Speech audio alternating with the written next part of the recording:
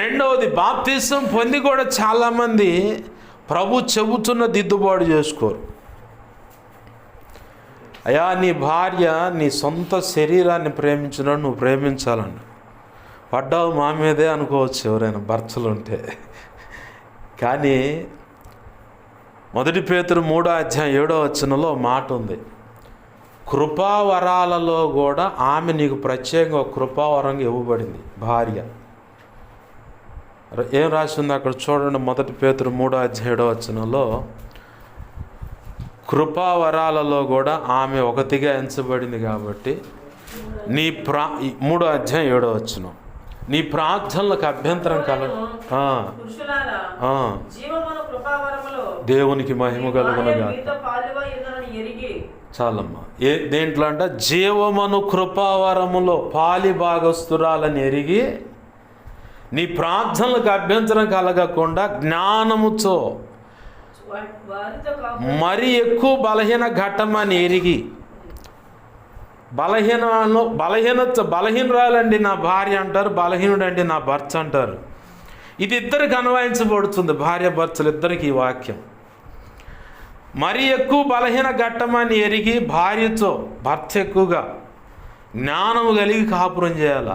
ఏమాత్రం విభేదాలు ఉన్నాయా, జీవమను కృపావరం కాడ బ్రేక్ అవుతావు, అలాగే నీ ప్రార్థనకు కూడా దేవుడు సమాధానం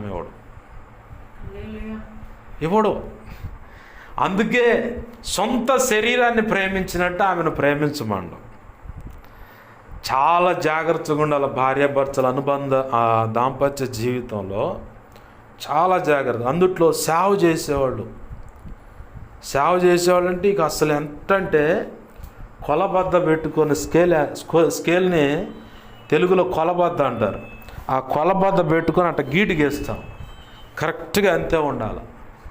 ఏమాత్రం అన్బ్యాలెన్స్ అవుతుంటే ఎవరో ఒకరు రాజీ పడి బ్యాలెన్స్ చేసుకోవాల్సిందే. బ్యాలెన్స్ చేసుకోకపోతే మాత్రం నిన్ను బట్టి సంఘము మొదటిగా డిస్టర్బ్ అయిపోద్ది. ఏమంటుందో తెలుసా? సంఘం నీ చెవికి వినపడదు కానీ సమాజానికి వారి నోటి మాట వినపడుతుంది. అరే వాళ్ళే సరిగా లేరురా, ఇక మన బతుకులేం సరిగా ఉంటాయి. ఎప్పుడు చూసినా వాళ్ళు ఎప్పుడు తగాదులు, ఏదో కారణం ఉంటుంది. అయితే ఇలాంటి సందర్భాలు కడుపులో పెట్టుకొని ప్రార్థన చేసే విశ్వాసుల ముందు జరిగినా పర్లేదు. కానీ అరాకొర విశ్వాసం కలిగిన వ్యక్తుల ముందు కనుక ఇలాంటివి ఒకవేళ తెలిసి ఉంటే వాళ్ళు మంచి 40-20 సైజులు వేస్తారు బ్యానర్లో. 40-20 సైజులో గుంటూరు జిన్నా టవర్ సెంటర్లో ఉంది బ్యానర్, నేను చూసాను. 40-20 సైజు అంత పెద్దగా టామ్ చేస్తారు. కాబట్టి దైవజనులు అన్నారు, సేవ అంటే కత్తి మీద నడక. చావు ఒకటే, కత్తి మీద నడక. కత్తి మీద నడక అంటే ఎటుపక్క పాస్టర్ గారు అంటే పొదును ఎటుందో దాని మీదే నడవాల. భార్య అయినా భర్త అయినా లేదా సేవకుడైనా సేవకురాలైనా దాని మీద నడిస్తేనే, నడుస్తున్నప్పుడు ఇట్లన్నా తెగిపోద్ది, ఇట్లన్నా దిగిపోద్ది. అంత పర్ఫెక్ట్గా జాగ్రత్తగా ఉండాలి. సేవకుడి జీవితమైనా సేవకురాల జీవితమైనా వీళ్ళు దాంపత్య జీవితం మొట్టమొదటిగా ఫస్ట్ ఆఫ్ ఆల్ సమాజానికి కనపడేది వారి దాంపత్య జీవితం. నెక్స్ట్ కనపడేది సేవా జీవితం. మనం ఇక్కడే దేవుడు మనతో ఎన్నోసార్లు చెప్తూ ఉంటాడు, అయ్యా నీ భార్యతో ఇలా ఉండు, అమ్మ నీ భర్తతో ఇలా ఉండు, నీ భర్తని నువ్వు ప్రేమించాలి, లోబడాలి. ఒకళ్ళు అంటారు, ఏందండి వాడికి లోబడేది? వాడి ఎవరు నీకు తెలియదు, వాడెంత దుర్మార్గుడో తెలుసా? నేను చూసిన దాంపత్య జీవితాల్లో కొంతమంది చెప్పిన మాటలు ఇవి. అంటే నేను అక్కడక్కడ కౌన్సిలింగ్కి వెళ్తూ ఉంటాను. వెళ్ళినప్పుడు వాళ్ళ నోటి మాటలు చూడాలా. దుమ్ముకు దాన్ని మెలకుండా సైలెంట్గా దేవా యేసయ్యా స్తోత్రం. ఏం చెప్పుకుంటానన్నా, ఏం చెబుతుంది అట్ట చెప్పుకున్నా. బాగా మనం గమనించాలి. ఒక భర్తగా భార్య నిన్ను ఓర్చుకున్నంతసేపే నువ్వు బజార్లో మొగుడివి కూడా. బజార్లో మొగుడివి కూడా. భార్య కనుక విసుగు చెంది నీ గురించి చెప్పడం మొదలుపెట్టిందంటే ఇక నువ్వు వాళ్ళు అనకూడదులే కానీ ఇంకా ఒక నపుంసకుడివి. బైబిల్లో ఉన్న మాటే మాట్లాడుతున్నా. భార్య సిగ్గు విడిచి నీ రహస్య జీవితాన్ని బయట పెట్టిందంటే ఇంకేమీ లేదు, నువ్వు ఒక నపుంసకుడు అయినట్టేగా. అంత జాగ్రత్తగా ఉండాలి. నాకు తెలిసి మా స్వగ్రామంలోనే ఒక కుటుంబంలో 2 కుటుంబాలు వాళ్ళ భార్యలు చెప్పిన మాట ఏంటంటే, నేను ఇక్కడ ఉన్నప్పుడు చెప్పకూడదు కానీ తప్పట్లేదు,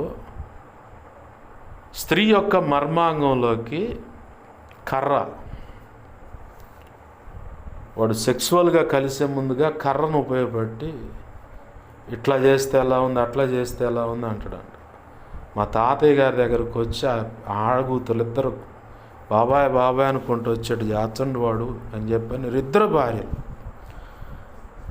ఇప్పుడు అలా రహస్యాలన్నీ బయటకు తీసుకొచ్చి చెప్పిందంటే ఎంత విసుగు పుడితే భార్యకి చెప్పు. కాబట్టి మన గౌరవం ఏంటంటే గడప దాటనంత వరకే, గడప దాటిందంటే మన నపుంసుల కింద లెక్కే. దేవుడు అంటాడు, నిన్న ఆ అనుభవాలు నాకు చిన్నప్పుడు అన్నమాట, ఎంత 12-13 సంవత్సరాలప్పుడు విన్న మాటలై తాతయ్యతో వచ్చి చెప్తా ఉంటే విన్నా, అక్కడ అరుగు మీద కూర్చొని ఇలా చేస్తాడని. నాకు కొంత యుక్త వయసుకు వచ్చిన తర్వాత అర్థమైంది. అప్పుడు అర్థం కాదు, 12 సంవత్సరాలకి ఏం అర్థమైంది భార్య భర్తల దాంపత్య జీవితం. తర్వాత కాలంలోకి నేను అడుగులు వేస్తా, లోకంలో పరిస్థితులు చూస్తా, అనేక అనుభవాల పాఠాలు నేర్చుకుంటున్నప్పుడు కొన్ని దాంపత్య జీవితాలు చూసినప్పుడు దేవుడు అప్పుడు నేర్పాడు, భార్య గుట్టుగా ఉన్నంతసేపేనబ్బాయి, గుట్టుగాస్త బయట వేసిందా ఇక అంతే. కుటుంబమైనా సంసారమైనా ఏదైనా ఫస్ట్ ఆఫ్ ఆల్గా రక్షణ లేని నువ్వు రక్షణ అనుభవంలోకి రమ్మని దేవుడు నేను ఎన్నిసార్లు హెచ్చరించినా నువ్వు ఒకవేళ జాప్యం అంటే ఆలస్యం చేస్తుంటే సరి చేసుకో. రెండవదిగా రక్షణ బాప్తిసం పొందిన నీవు సేవకుడినే టార్గెట్ చేసి దేవుడు చెప్తా ఉన్నాడు, నీ కుటుంబ జీవితం జాగ్రత్త. ఎన్నోసార్లు దిద్దుబాటు చేసుకోమని చెప్పుంటాడు దేవుడు, ఇలా ఉండకూడదు, ఇలా ఉండాలి భార్యాభర్తలు. ఎందుకంటే మీరు సమాజానికి అలాగనే నీ కుటుంబానికి కడుపును పుట్టిన పిల్లలకు కూడా మాదిరి. మీరే మాదిరి తప్పిపోతే మేమున్న కాలనీలో పెద్దోళ్ళు అంతే కేకలేస్తూ ఉంటారు, పిల్లలు కూడా అంతే కేకలేదు, ఓయ్ ఓయ్ ఓయ్. నేను వాక్యం చదువుతాను, నా ఆ వాయిస్ కంటే అయ్యే ఎక్కువ రికార్డింగ్ అవుతూ ఉంటాయి ఫోన్లో. ఇప్పుడు పిల్లగాడికి ఎలా భయం చెప్పాలా, కంటి చూపుతోనే భయం ఉండాలి.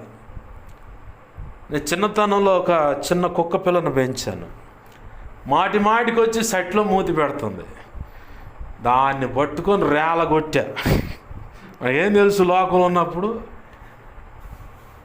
ఇక ఆ తర్వాత చట్టికాడకు పోవటానికి లేదు, ఇక అవకాశం లేదు. అన్నం పెట్టిన తర్వాత కూడా నీకే అది అంటే వచ్చి తింటుంది, ఎట్నే మాట్లాడుతుంది, నీకే అది అంటే వచ్చి తింటుంది.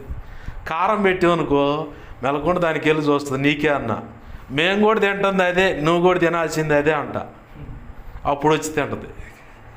ఎలా వచ్చింది ఒక్కసారే, ఇంకా తర్వాత లేదు.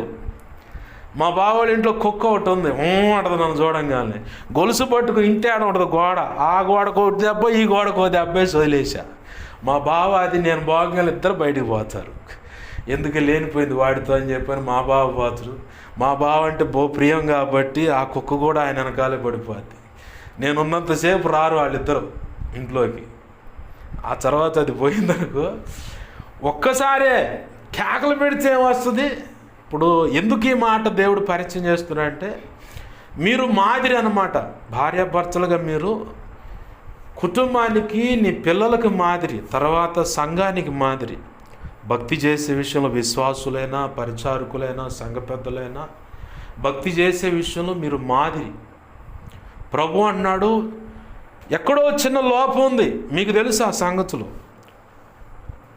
ఒకళ్ళనొక్కళ్ళు నా పెచ్చను అంటుకుంటే ఎడపడది బాపడది అయితేనే ఎద్దులు సాగలాగుతాయి, లేదంటే ఏమైతే కాడిమో నడింకిరగొట్టి పోరా రైతు నువ్వే చూసుకో, మాకు తెలియదు, మీ ఆడవాళ్ళ మీ అబ్బాయిని పిలువు మిగతా కాడి పోయటానికి అని చెప్పండి. అవునా?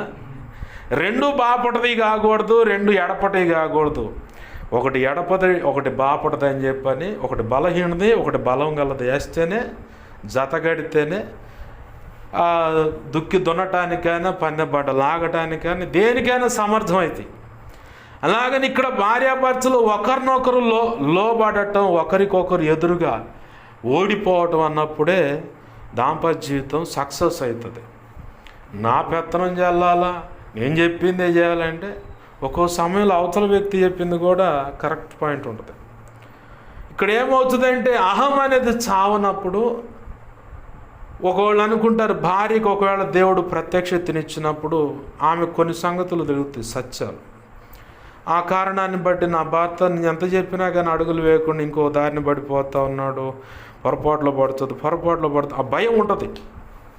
ఎందుకంటే కొన్ని సంగతులు దేవుడు భార్యకి చెప్పి ఉండొచ్చు, అయితే దేవుని స్వరం వినే పరిస్థితి భర్తకు ఉండకపోవచ్చు, లేదు భర్తకు దేవుని స్వరం వినే పరిస్థితి ఉన్న భార్యకు ఉండకపోవచ్చు. అక్కడ మనం చేయాల్సిన పని ఏంటంటే, ఏమో ఒక చిన్న మాట తీసుకుంటే తప్పేమో ఉంది, నిన్న ₹1 కోటి పెట్టుబడి పెట్టమందామా, లేదు అమ్మాయి మీ అమ్మోళ్ళు పెట్టిన నగలు తీసుకురా బ్యాంకులో పెడతానండి ఆయన అనలేదే. చిన్న మాట, నష్టమే లేదు కళ్ళుకోళ్ళు తగ్గటం వల్ల. అంటే ఇవి కూడా దేవుడు సీరియస్గా తీసుకుంటాడా పాష్ గారు అంటే తీసుకుంటాడు. ఎందుకంటే అసలు కుటుంబ వ్యవస్థకు పోల్చబడింది సంఘం, ఆధ్యాత్మిక జీవితం. సంఘము ఆధ్యాత్మిక జీవితం అంటే భక్తి జీవితం, దేవునితో భక్తుడికి భార్యాభర్తల సత్సంబంధం.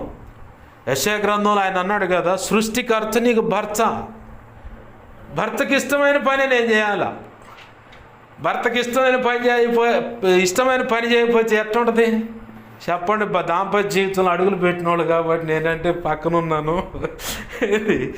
అవును పాస్టర్ గారు, ఇవన్నీ నీకు ఎట్ట తెలుసు అంటే, మరి నా భర్త సృష్టికర్త కాబట్టి ఆయన దగ్గర ఆధ్యాత్మిక దాంపత్య జీవితం ఉంది కాబట్టి తేడా పడితే నాకు కూడా నలుగురు ఉంటుంది. కరెక్ట్గా నడిస్తేనే శబాష్ బాగును అని చెప్పి ప్రోత్సాహం ఉంటుంది. అక్కడ ఆయన పాదాల చెంత కూర్చొని నేర్చుకున్న అనుభవ పాఠాలు కొన్ని మీకు అందనే ఉంటాయి, కొన్ని మీ దగ్గర నుంచి నాకు అందనవి కూడా ఉంటాయి. ఇంత దాంపత్య జీవితంలో అడుగులేచ్చండి, ఇంత లోతైన మర్మాలు ఎక్కడి నుంచి వస్తాయి నేను ఏదో మొత్తానికి ఏదో అనుకుంటారు కానీ ఏమీ లేదు. దేవునికి మహిమ కలుగును గాక. హల్లెలూయా. దాంపత్య జీవితానికి, ఆధ్యాత్మిక దాంపత్య జీవితానికి పోల్చబడింది భక్తి జీవితం. కాబట్టి చిన్న పొరపాటు ఉన్న ప్రభు సహించలేడు. ఎందుకంటే నిన్ను అలలారు ముద్దుగా కోరుకున్నాడు. ఎట్లా చంక పెట్టుకొని తల్లిపై కౌగిట్లు అప్పుడే పుట్టిన పసికను తొలిచూలు బిడ్డ ఎంత ముద్దుగా చూసుకుంటుంది, అలలారు ముద్దుగా చూసుకున్నాడు. అట్లానే నిన్ను కోరుకున్నాడు. కాబట్టి ఏ చిన్న లోపం ఆయనకు చూసినప్పుడు నీలో కనపడకూడదు, అలాగనే సభ్య సమాజంలో కూడా నిన్ను చూడంగానే కనపడకూడదు, లేదు ఇతర సంఘాలు చూసినప్పుడు కూడా నీ దగ్గర కనపడకూడదు ఆ లోపం. అది సేవలైనా, ఉపదేశంలో అయినా, ప్రార్థనలో అయినా, దేవునితో నడిచే విధానంలో అయినా, సాక్ష్యం విషయంలో అయినా సరే ఏ చిన్న లోపం కనపడ్డా ఆయనకు ఇష్టపడ్డాం. కాబట్టి ప్రభు అన్నాడు, యెజబెల్ అనే ఒక స్త్రీని నువ్వు ఉండనిస్తున్నావు, దాని స్వభావం ఏంటంటే తిరుగుబాటు చేయటం, సరి చేసుకోదు అది పొరపాటును కూడా.